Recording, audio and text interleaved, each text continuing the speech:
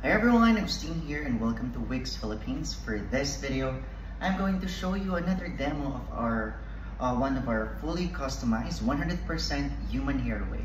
Again, welcome to Wigs Philippines. My name is Agustin and I am your wig maker. So for today's video, this wig has been fully customized for one of our clients. So hindi ko siya masusukat because the head is really small compared sa akin.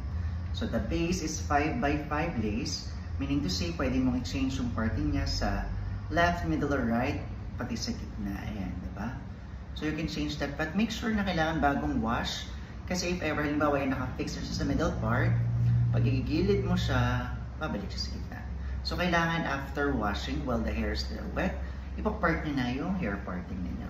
And of course, at the back, it is hair wefts, but of course it's not gonna show up since maganda yung pagkakalatag natin at the back. Alright, the color is a natural color.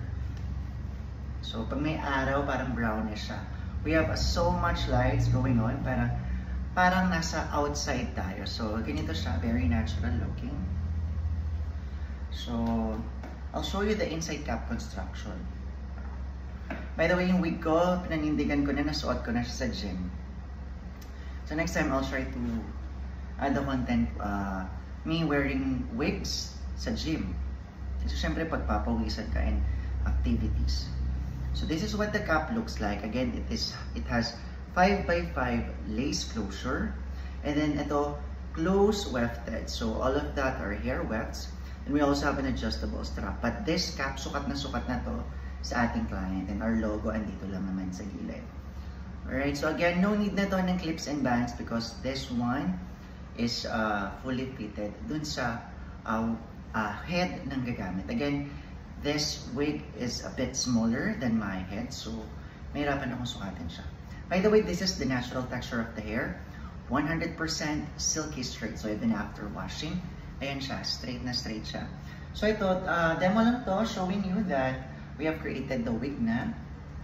And this one needs cutting. So upon pick up, gugupitan natin yung wig, suot na ni client para mabiblend natin sa facial features na yung mga cut na gagawin natin. Kasi let's say for example, this one, ito din naman yung hair dito, sobrang haba. We can add layers to that para mas mag-frame yung mukha natin. We can also add bangs or side bangs or curtain bangs, mas mga layers dito sa front para mas soft siya tingnan. Sa likod naman, ayan, as you may see, mas manipis talaga yung ends. So, pwede natin bawasan yan dito para maging mas mukhang fuller yung ends ng wig. So, this one is in 24 inches from here up to here. So, sa akin, my height is 5'9". So, ayan, ganyan siya sa akin. Ayan. Ganyan siya. It's a bit long, but yan siya.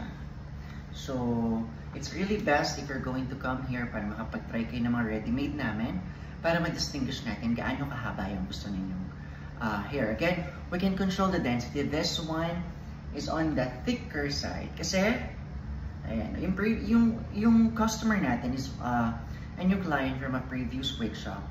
And medyo makapal yung nakasanayan niyang hair. So, ito yung full hair na meron tayo. Ayan, makapal siya, guys. Hindi ito yung normal na kapal ng hair. Ayan, I'm showing you, makapal siya. Diba? Sumusunod talaga siya. Alright, if you're interested in getting wigs like this, come visit us here in our studio. Dito sa Barangay 177 in Caloocan City. So for our social media accounts, it's in the description box below.